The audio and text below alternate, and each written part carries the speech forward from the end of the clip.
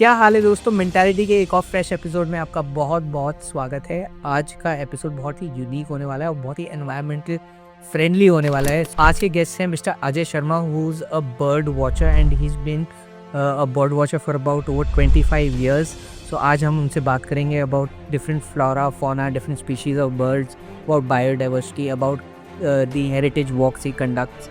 तो मैं बहुत एक्साइटेड हूँ, तो please make sure that you watch the entire episode. बचपन कैसा था and how did you get into bird watching, वहाँ से थोड़ा-सा बताइए? कुदरत के प्रति एक अट्रैक्शन तो शुरू से था। जी। और मुझे अच्छे से याद है कि एक बार मैं परिवार के साथ शाकंभरी देवी गया और मुझे एक छोटा-सा टीला दिखाई दिया, उसके ऊपर अ चीड़ के पेड़ थे। मुझे इतना अट्रैक्ट किया वो कि मैं घरवालों को छोड़कर उसी में चला गया और 1 घंटे तक परिवार वाले मुझे ढूँढते रहे और फिर उन्होंने देखा मैं उधर से आ रहा था। तो ये कुछ ऐसा लगता है कि कोई ना कोई बीज तो ज़रूर रहा होगा।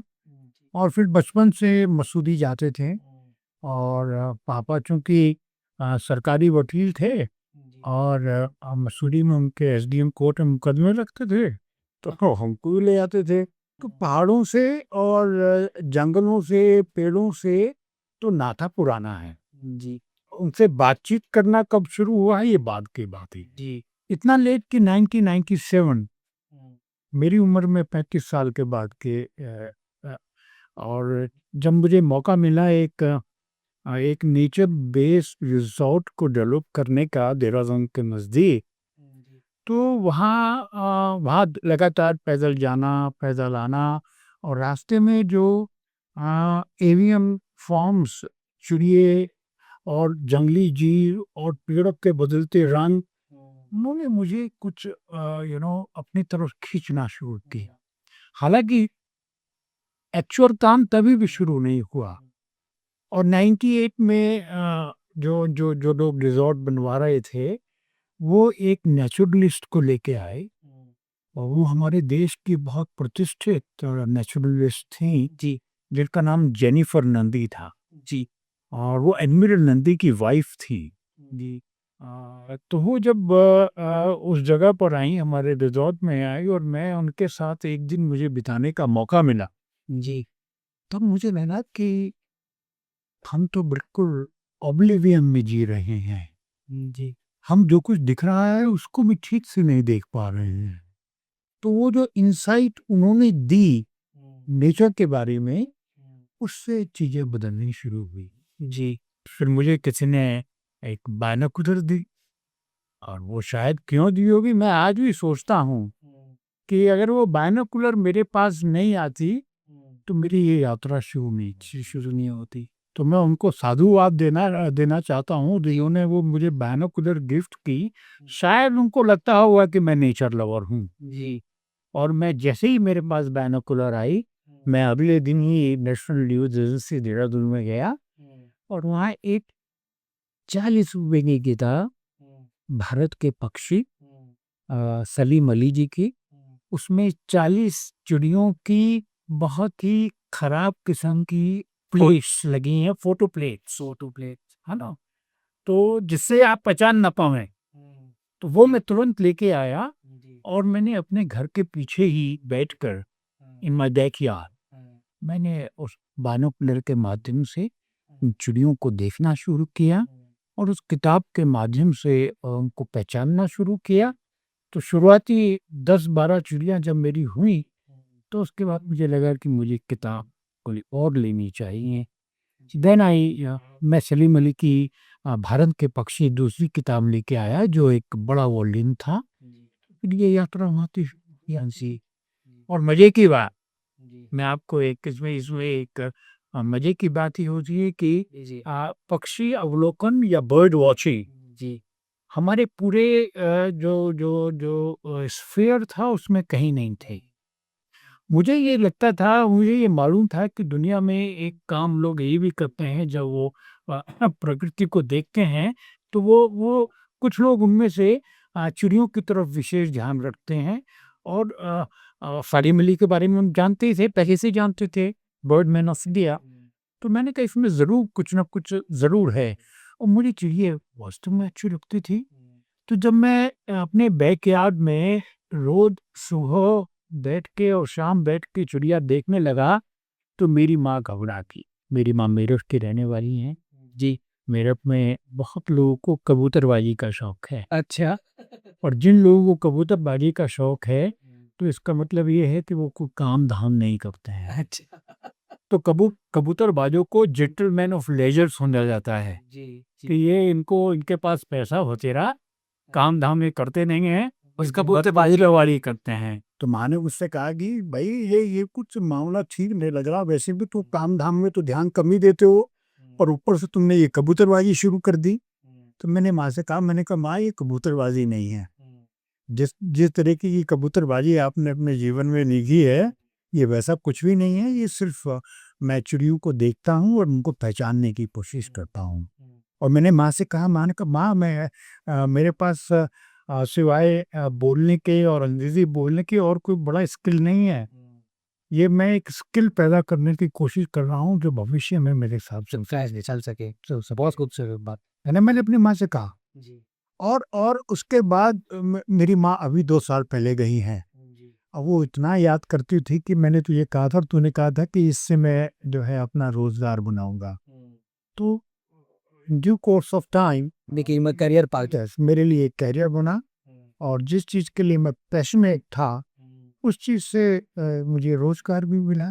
तो इससे अच्छी विन विन सिचुएशन मेरे लिए क्या हो सकती थी। कौन सी पहली बर्ड थी जिसको देख के आपको लगा कि हाँ, मेरे को बर्ड वॉचिंग में जाना चाहिए? कौन सी एक पहली बर्ड देख के आपको लगा कि हाँ? जब हम नेचर क्वेस्ट जाया करते थे, नेचर क्वेस्ट वो जगह थी डूंगर से 3 किलोमीटर ऊपर पट्टी पर मसरास में, जहाँ पर मैं वो काम कर रहा था। वहाँ जाने के लिए एक तो रास्ता बहुत कच्चा था, तो अक्सर हम कोशिश करते थे कि हम विधौली से, जहाँ आज पेट्रोलियम यूनिवर्सिटी है जी। उसके पीछे से वो रास्ता जाता। और वो रास्ता ऊपर पट्टी मसरास चढ़ता है, 2.5 किलोमीटर का ट्रैक है। तो हम अक्सर क्योंकि मैं वहाँ प्रोजेक्ट मैनेजर था, और जो वहाँ जो भी एम्प्लॉय काम करने के लिए आता था, तो मेरी शर्त ये होती कि तूने 2 बार मेरे साथ पैदल ऊपर नीचे करना पड़ेगा। अगर तुम पैदल ऊपर नीचे कर पाओगे तो तुम्हारी नौकरी पक्की। तो जब हम उस रास्ते से जाया करते थे, तो अक्सर एक चिड़ियों का झुंड हमको मिलता था। उसके बारे में हमें नहीं पता था महोदय चिड़िया है, और उसका जो सर था वो सर के ऊपर सर बिल्कुल रुई की तरह सफेद, और बाकी हिस्सा पीला और भूरे रंग का, और बहुत शोर वो चिड़िया बचाती थी। तो वो उस चिड़िया ने मुझे सबसे ज्यादा अट्रैक्ट किया। और एक चिड़िया ऐसी थी, जब हम नेचर क्वेस्ट में रात को रुक जाया करते थे, तो वो रात को टों टों टों की आवाज करती थी। मैं बहुत कोशिश करी कि ये कौन सी चिड़िया है जो इस तरीके की आवाज करती है गर्मियों के दिनों में।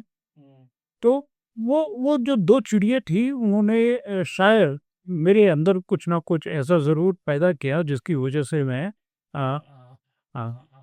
बर्ड वॉचिंग की तरफ मेरे कदम बढ़े।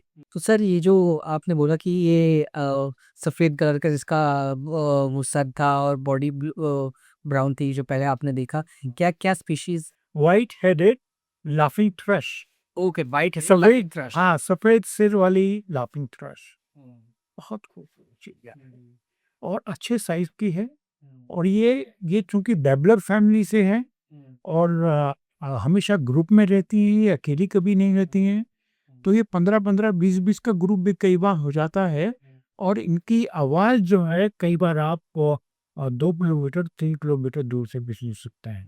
दे जस्ट क्रिएट रकस इन जंगल। और ये फ्लॉक्स में चलती है ऐसे? ब्लॉक्स में चलती हैं, और हिमालयन फुटहिल्स में। जी, आप जैसे देहरादून है। हाँ, फुटहिल्स में आपको ये आवाजें बहुत कॉमन है इसकी। जी। और चूंकि क्या होता है ना कि अगर आप चिड़ियों में इंटरेस्टेड नहीं हैं तो ये आपको नहीं दिखेंगी। You should have the I for. Yes, वो आपके इंटरेस्ट से आता है। जी। और जो रात को बोलती थी, आ, आ, उसने भी बहुत इनकी क्या, वो नाइट जार है, वो लॉन्ग टेल नाइट जार, उसने भी बहुत इंट्रिग किया।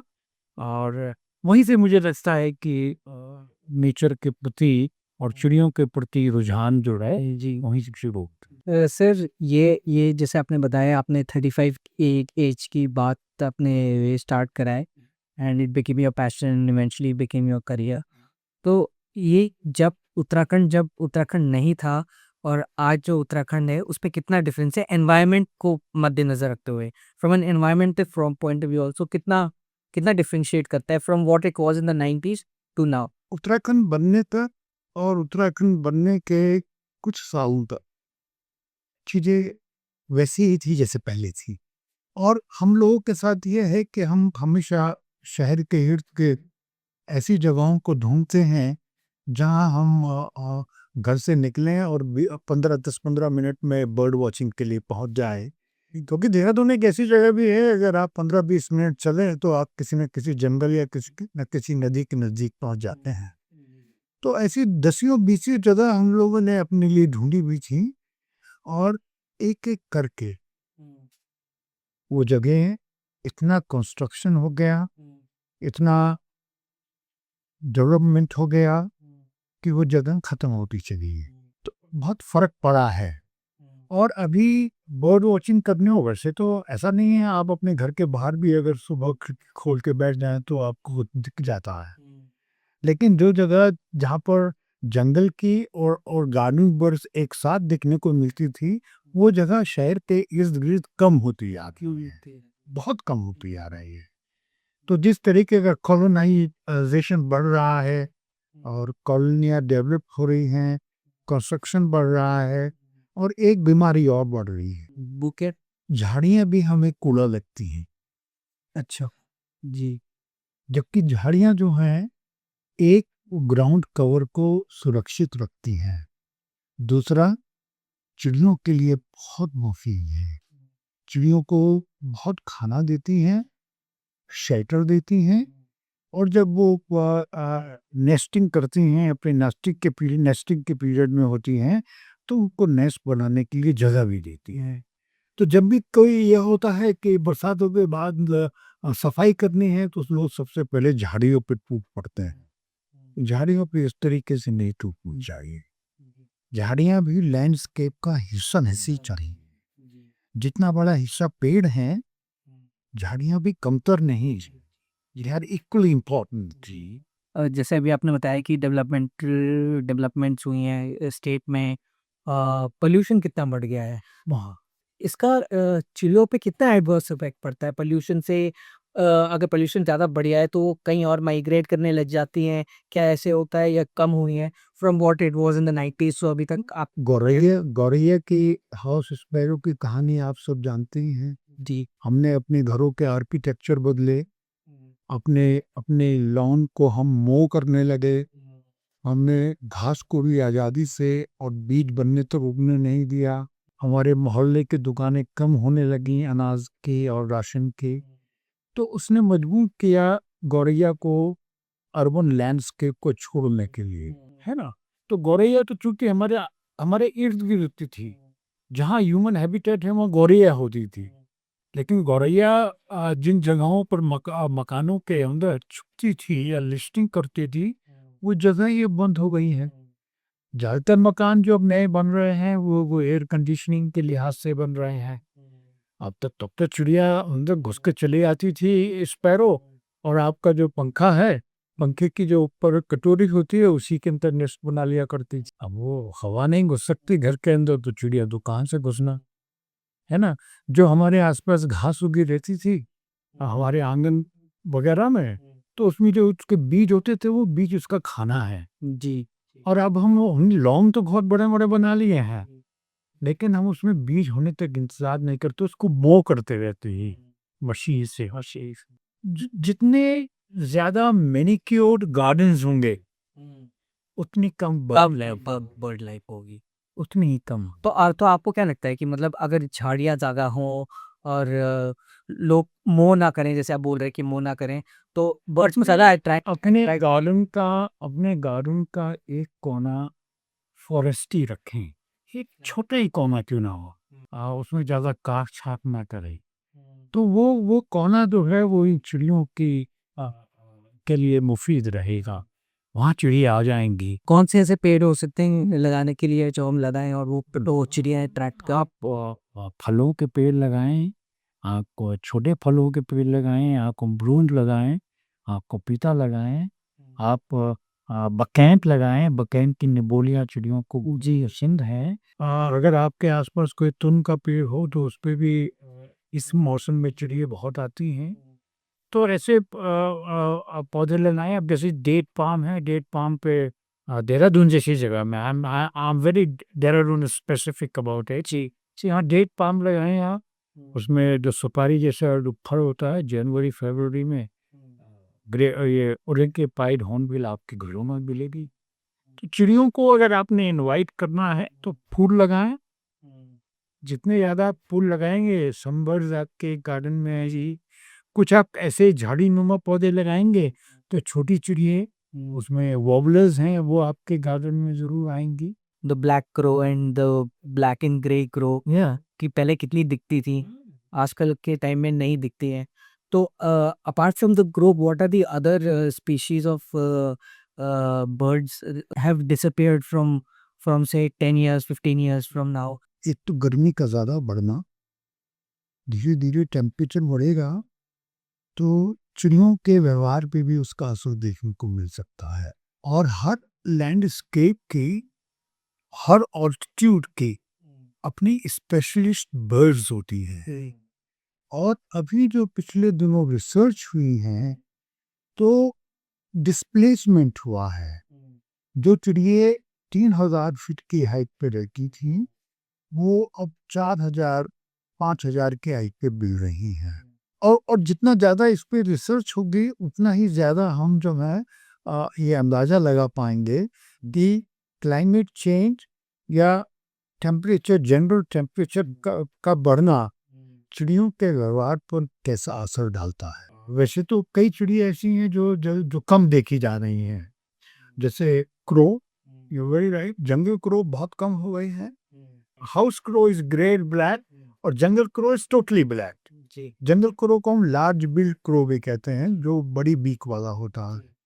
तो जंगल हाउस क्रो कम है देहरादून में अब देखने को मिलते हैं, उसकी बनिस्बत थोड़ी ज्यादा संख्या जंगल क्रो की हो गई है। अच्छा, उसके साथ जैसा मैं महसूस करता हूँ जी। हो सकता है कि हाउस क्रो थोड़ा नीचे की तरफ प्लेन्स के एरिया की तरफ माइग्रेट किया। नहीं तो जब हम छोटे थे तो हाउस क्रो ज़्यादा हुआ करते थे और जंगल क्रो कम हुआ करते थे। और बहुत सारी चिड़िया हैं जिनको जो जिस तादाद में वो दिखती थी उस तादाद में नहीं दिखती है। हालांकि चिड़ियों के अंदर अडेप्टेबिलिटी बहुत ज़्यादा होती है जी। और इसी अडेप्टेबिलिटी की वजह से वो करोड़ों साल से जो है इस कुदरत में सरवाइव कर रही हैं और इवॉल्व हुई हैं। हाँ, और इवॉल्व हुई हैं और साथ ही साथ उन्होंने अपनी जो जो यूनिकनेस है उसको भी मेंटेन किया हुआ है। मुझे लगता है कि वो अपने आप को अभ्यस्त कर सकती हैं, लेकिन फिर भी कुछ परिवर्तन देखने को मिल रहे हैं। अब जैसे मसूरी में है, अब मसूरी में रुफस सीबिया नाम की एक स्पेशलिस्ट चिड़िया है उस अल्टीट्यूड की, पहले के मुकाबले कम दिखती है, पहले खूब दिखती थी। आप थोड़ा सा ऊपर वाले ऑल्टीट्यूड पे चले जाएं, 6 की जगह 7 पे चले जाएं तो वहाँ थोड़ी ज़्यादा दिखती है। मसूरी में जितनी वो रेड बिल ब्लू में पाए जितनी दिखती थी वो नहीं दिखती है Mussoorie. Because of temperature changing, weather कुछ भी हो सकता है, क्योंकि ये जानने के लिए सघन शोध जरूरी है, रिसर्च जरूरी है। ज़्यादा से ज़्यादा लोग रिसर्च में लगेंगे तो इन कार्यों को हम समझ पाएंगे। और हमारा देहरादून डिस्ट्रिक्ट जितनी चिड़िया पूरे उत्तराखंड में है, लगभग उतनी ही चिड़िया इस पूरे देहरादून जिले में है। और जितनी चिड़िया पूरे हिंदुस्तान में हैं उसकी लगभग आधी से थोड़ी ज़्यादा चिड़िया उत्तराखंड में और देहरादून। जी। मैं इसी आप बात को आगे ले जाना चाहूँगा सर। उत्तराखंड जैसे स्टेट में डेवलपमेंट को और एनवायरनमेंट को मेंटेन करने का सबसे सबसे ठीक रास्ता क्या है बैलेंस रखने का? तो डेवलपमेंट भी हो और एनवायरनमेंट को भी मेंटेन करना हो। सबसे बड़ी ज़िम्मेदारी सरकारों पे आ जाती है और सरकारों को किसी भी बड़े प्रोजेक्ट को लेने से पहले उसकी जो वायबिलिटी है, उसकी जो नेचर पॉइंट ऑफ व्यू से जो उसकी वायबिलिटी है, उसके ऊपर विशेष ध्यान देना चाहिए। चलते हुए तरीके से नहीं, चलता-हू तरीके से नहीं, बट गंभीरता से। दुनिया को कल खत्म नहीं करना है। हमने दुनिया को अपनी आने वाली पुश्तों के लिए, जनरेशन के लिए सुरक्षित रखना है। और जब हमारे पास ये सुविधा है और ये समझ है, तो हम उसका उपयोग करना चाहिए। हम सिर्फ कुछ फ़ायदे के लिए कुछ ऐसे काम ना करते जो भविष्य में हमारे आने वाली पुश्तों को भुगतना पड़ा। तो जो भी हम योजनाएँ बनाएँ, वो नेचर पॉइंट ऑफ व्यू से कंपैटिबल हों और उसमें उसमें जो नुकसान होने की संभावनाएँ हैं, उनको मिटिगेट किया जा सके, कम से कम किया जा सके। तो ये ज़रूर सरकारों का इसमें सोचना होना चाहिए। जो नई जनरेशन है सर, क्या आपको लगता है वो नेचर से ज़्यादा इंक्लाइंड है to maintain it, to do it, give give back, so बोलते हैं giving it back to the nature? आजकल के जनरेशन को आप लगता है कि ऐसे हैं आजकल की जनरेशन? नहीं, ऐसा बात नहीं है कि हम इनको टोटली राइट ऑफ कर दें कि नहीं वो बिल्कुल इस तरफ नहीं देखते हैं, ऐसा नहीं है। पर ऐसा भी नहीं है कि हम उनको अर्ली इंटरवेंशन की तरफ जा रहे हैं। हम कितनी छोटी क्लासेस से उनको नेचर से रूबरू करा रहे हैं, ये भी एक बड़ा सवाल है। तो जो एक्सपोज़र हम देंगे बच्चे तो आटे की लोई के मानिंद होते हैं। जैसे साँचे में ढालो वैसे ही साँचे में ढल जाएँगे। और सोशल मीडिया के इस दौर में अगर आप बच्चों को शुरू से काम करें, उनको उनके आसपास के परिवेश से परिचित कराते हुए चलें, तो मुझे लगता है कि कोई कारण नहीं है कि वो संवेदनशील नहीं होंगे अपने परिवेश के प्रति, अपने आसपास की प्रकृति के प्रति। आप हेरिटेज वॉक्स भी कराते हैं, तो इसकी शुरुआत थोड़ा-सा उसके बारे में बताइए कि इसकी शुरुआत कैसे हुई और उसका रिस्पॉन्स कैसे आया इनिशियली? हमारे यहाँ खूब जम के मैगज़ीन्स, किताबें, अखबार, मतलब एक टाइम पे ऐसा होता था कि 4-4 5-5 तरीके की मैगज़ीन्स हिंदी की और 2-2 अखबार हमारे यहाँ आते थे। और चूँकि पिताजी को और माँ को दोनों को ही पढ़ने का बहुत शौक था, तो पढ़ने का एक स्वतः ही शौक पैदा हो गया। और उसके बाद फिर जब आप पढ़ते हैं तो जो कुछ हाथ लगता है वो तब पढ़ते हैं। हमारी एक टाइम पे तो हालत ये थी कि अगर हम 5 रुपए की जलेबी लेने सहारनपुर चौक पे जा रहे हैं, तो जो जिस कागज़ पे वो दे रहा है तो जलेबी खाने के बाद उस कागज़ को पढ़ना होता था कि उसमें क्या है करके। धीरे-धीरे जो है सेंसिटिविटी अपने हेरिटेज के लिए आती रही। फिर मैं अपनी जवानी के दिनों में अपनी पढ़ाई पूरी नहीं कर पाया था। हमारे परिवार में कुछ ऐसी दुर्घटना हो गई थी कि मुझे अपनी पढ़ाई चंडीगढ़ से छोड़ के आना पड़ा। तो जब मेरा बेटा 2009 में इंजीनियरिंग करने जाने लगा, तो then I decided in the time to resume my studies.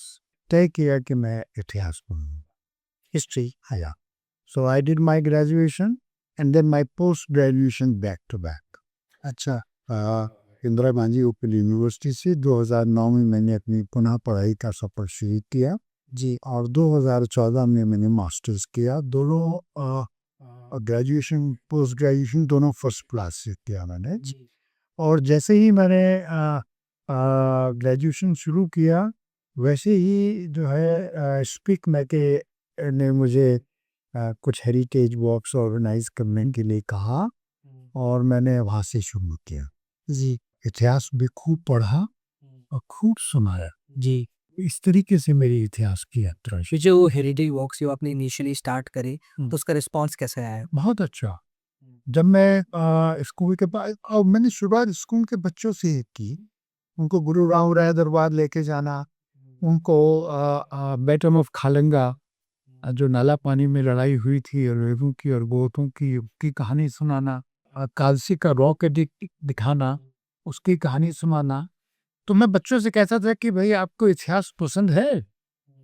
उसने कहा सर आप जैसा कोई इतिहास का टीचर हो तो हमें ज़रूर इतिहास को सुनावाएगा, क्योंकि टीचर लोग उसको कहानी की तरह नहीं सुना पाते हैं। वो करिकुलम के सिलेबस के और ज़्यादा ज़्यादा इतिहास में बच्चों की जो जद्दोजहद है वो देश को याद करने में रह जाती है। देश को रहत करे। है ना कि वो कब पैदा हुआ और वो कब गुजरा। तो इतिहास को अगर आप कहानी की तरह पढ़ाएंगे तो इतिहास की क्रोनोलॉजी अगर आपकी समझ में आ गई तो फिर देश का कोई याद रखने का कोई चक्कर नहीं रह जाता है। तो बच्चे कहते थे कि सर आप जैसे कहानी की तरह इतिहास पढ़ाते हैं, अगर आप वैसे पढ़ाएंगे तो हमें इतिहास बहुत पसंद है। फिर इतिहास को और ज्योग्राफी चूँकि हिंदुस्तान जो है में एक ये प्रॉब्लम भी है। जो आर्ट्स के सब्जेक्ट्स हैं, उनको कोई ख़ास तवज्जो नहीं दी जाती, क्योंकि आर्ट्स के सब्जेक्ट्स के साथ नौकरी नहीं आती थी। तो हमारे यहाँ तो जब हम छोटे थे तो एक जुमला था हमारे बड़े-बूढ़ों का कि हिस्ट्री और ज्योग्राफी है ऐसी वफ़ा, रात को याद करो और सुबह को सो।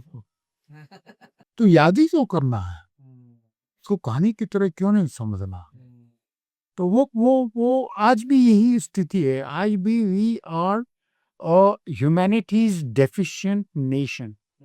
साइंस में बहुत कुछ आगे नहीं बढ़ रहा और ह्यूमैनिटीज़ में जो है बहुत पीछे है, तो उसका खमियाजा हम भुगते हैं। सर मैं पूछना चाहूँगा बर्ड वॉचिंग सिर्फ एक हॉबी की तरह है या फिर आपको लगता है कि एक एक is it like a meditation kind of a thing also? नहीं, एक हॉबी भी है और एक किस्म का ध्यान भी है, क्योंकि ये आपको पेशेंस सिखाता है।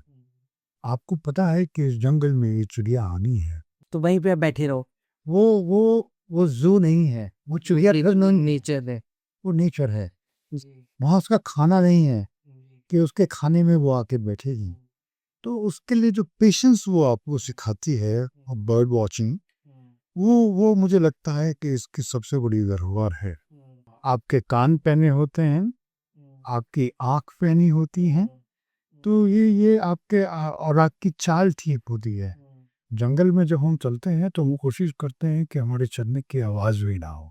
तो उत्तराखंड की कौन सी एक ऐसी स्पेसिफिक एक स्पीशीज है जो उत्तराखंड में है मतलब जो स्टेट की एक बर्ड है? स्टेट बर्ड है, मोनाल है ना, मोनाल। मोनाल है, बहुत खूबसूरत चिड़िया है जी। और लेकिन हाई ऑल्टीट्यूड बर्ड है। तो ये कहाँ ये आप कहाँ दिखी? आपको केदारनाथ और तुंगनाथ इस लेवल पे 7,000 फीट की हाइट पे। साथ है तो काफी हाइट पे। हाँ, और कहते हैं कि एक ज़माना था कि जो मसूरी की हायर पीक्स हैं, चाहे वो बिनोब हिल हो, चाहे भद्राज हो, तो एक ज़माने में जब चिड़ियों का तब तक चिड़िया वहाँ दिख जाया करती थी। मोनाल दिख जाया करती थी मसूरी की ऊँची पहाड़ियों पर अब काफ़ी समय से वहाँ नहीं दिखती है। तो उसके लिए आपको उत्तराखंड के पहाड़ों पे ऊँचाई तक जाना होगा। वहाँ आपको आप गोपेश्वर की तरफ जाएँ, मंडल की तरफ जाएँ, रुद्रप्रयाग ज़िले में आप जाएँ, चोपता जाएँ, वहाँ आपको मोनाल दिख सकती है। जी। बर्ड वॉचिंग ये सब जब आप करते हैं तो मतलब वो what is the reflection of society आपको लगता है टुवर्ड्स टुवर्ड्स बर्ड? आज से 20-25 साल पहले तो लोगों को थोड़ा-सा ये होता था कि कर क्या रहे हैं? लोग हमको अक्सर शिकारी मानते थे, जबकि हमारा शिकार से कोई लेना-देना नहीं है। तो उनको नॉलेज ही नहीं थी कि ये अगर देख रहा है तो मानना है हाँ नहीं। और फिर हमारे देश में हर चीज़ को लेकर एक सवाल होता है कि आप ये करने से क्या फ़ायदा? What is the profit you are getting out of it? ये फ़ायदे का जो मामला है, ये हमारे देश में हम कहते हैं वो क्या फ़ायदा है? हमें खुद अच्छा लग रहा कि अच्छा तो आपको और भी कुछ लग सकता है, लेकिन इसमें फ़ायदा क्या है? मतलब आपको कुछ इससे इनकम है या आपको इससे कुछ मॉनेटरी लाभ है?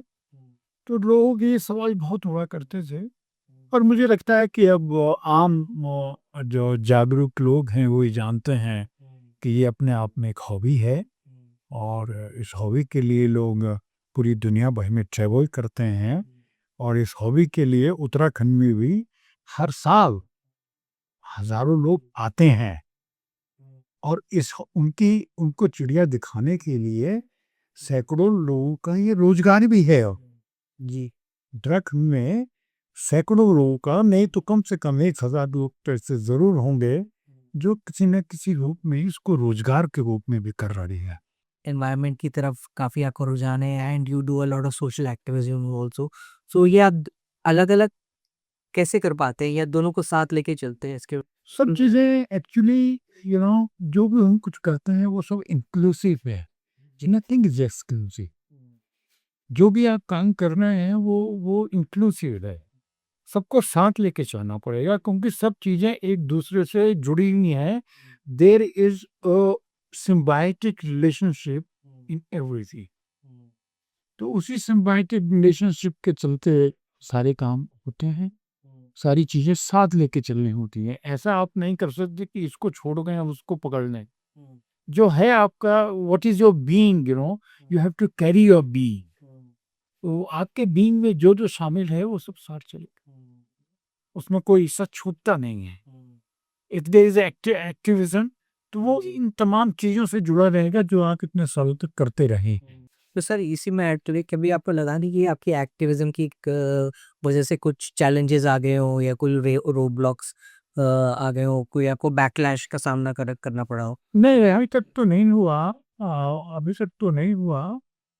उतना अपना हार्ड लाइन भी नहीं लिए हैं। अब सरकारें अगर हमारी बात नहीं माने तो हमारे पास कोई हार्ड लाइन नहीं है ना? सरकार ने हमारे शिवालिक के पहाड़ों में, अ, आसरौड़ी के इलाके में, मोहन के जंगलों में, शिवालिक के जंगलों में जितने पेड़ काटे हैं, क्या वो रोक पाए?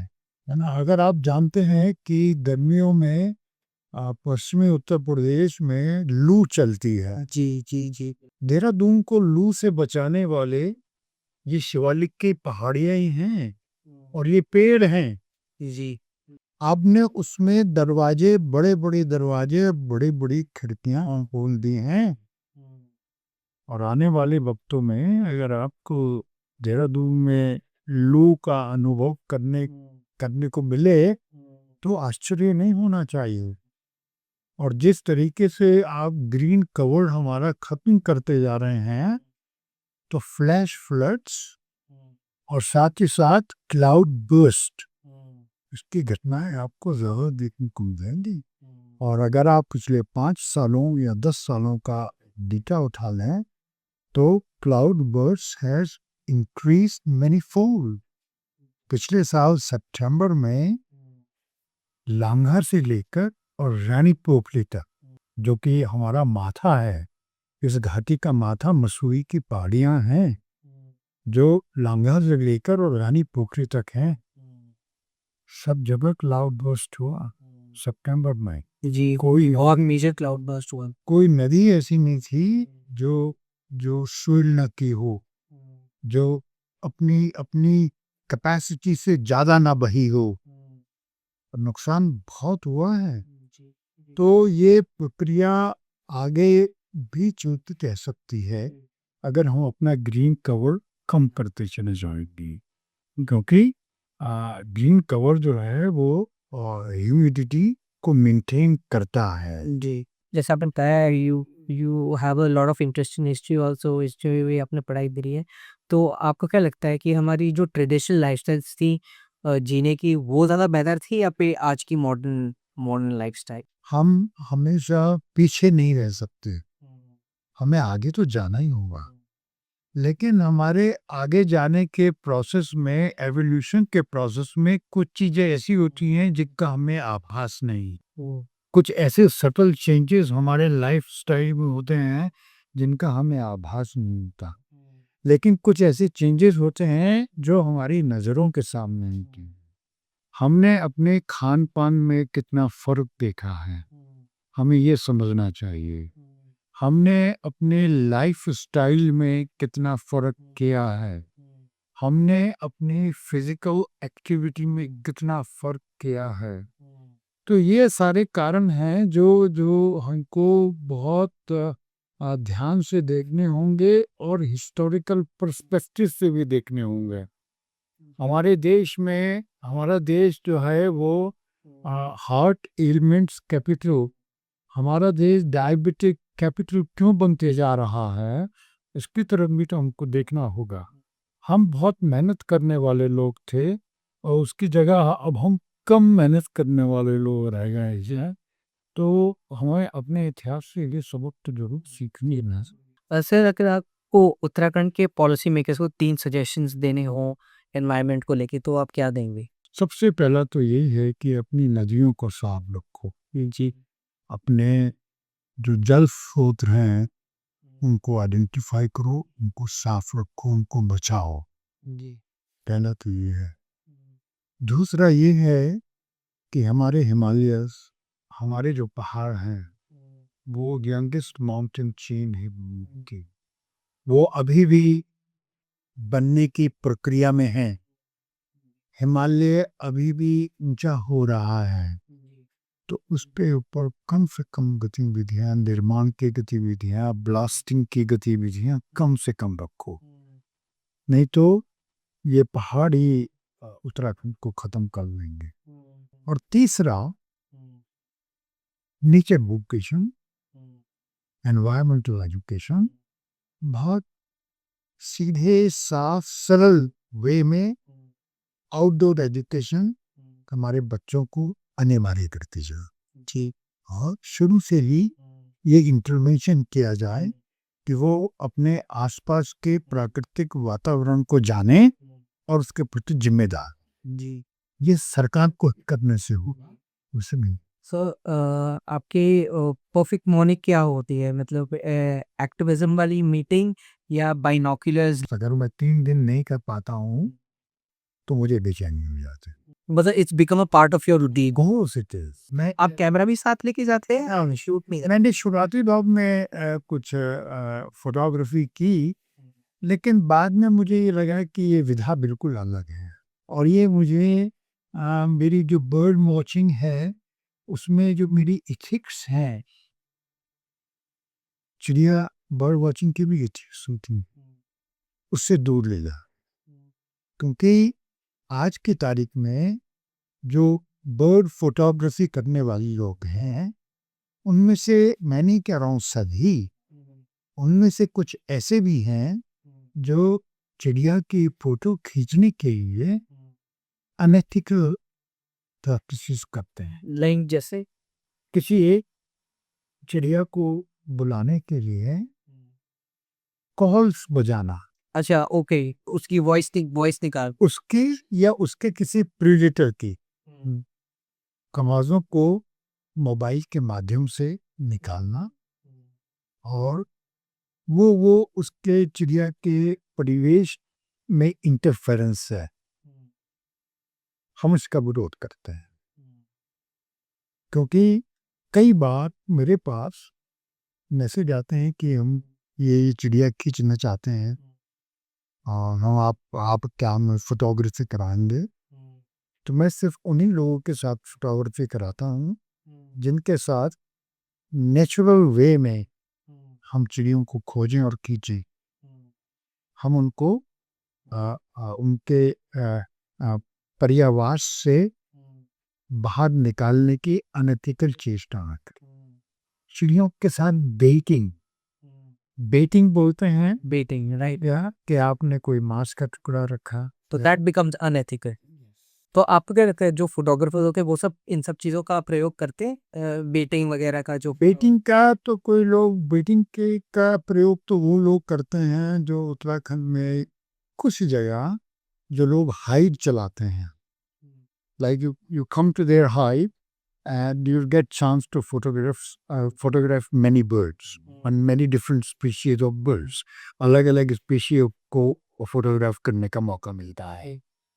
और ये जो कॉल्स बजाने का काम है ये आम फोटोग्राफर भी कर लेता है।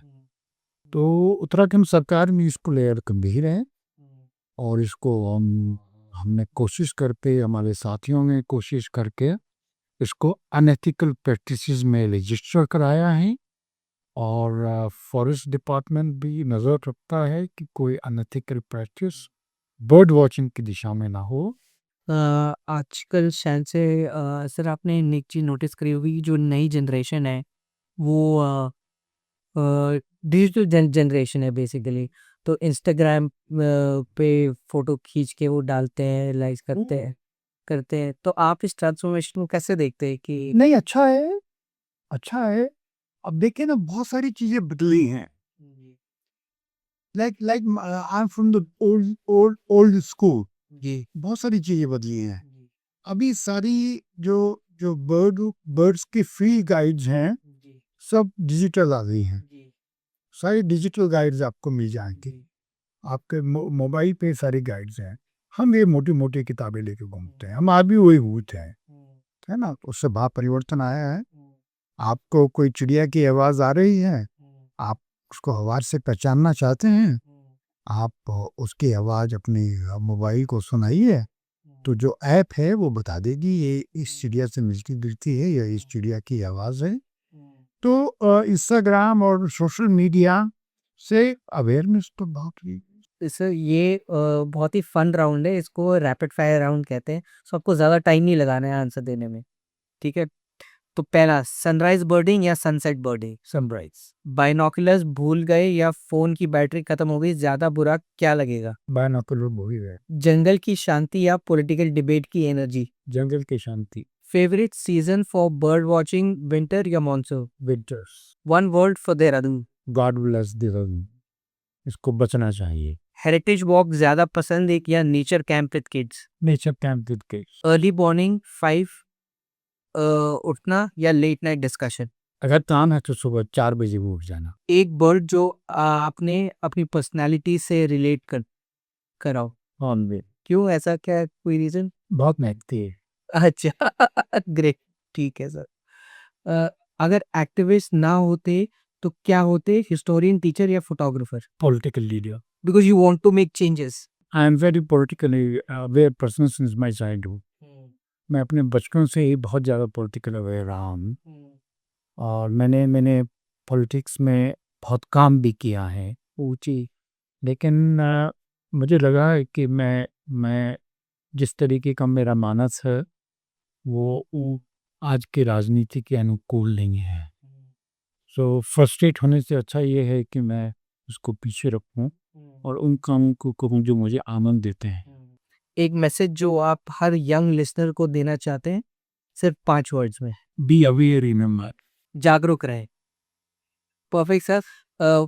मेरे को तो बहुत मज़ा आया sir to have this conversation, such an enlightening discussion. I am sure जो हमारे मुझे वही बहुत मज़ा आया आपके साथ बात करने में। वो उन्होंने काफ़ी चीज़ें सीखी होंगी, मैंने काफ़ी चीज़ें सीखी हैं और मैं चाहता हूँ कि जब भी आप पे टाइम हो दोबारा हम फिर से बैठें और फिर से एक बार पॉडकास्ट पे बात करें। ज़रूर। Thank you so much bro. Thank you sir. Thank you.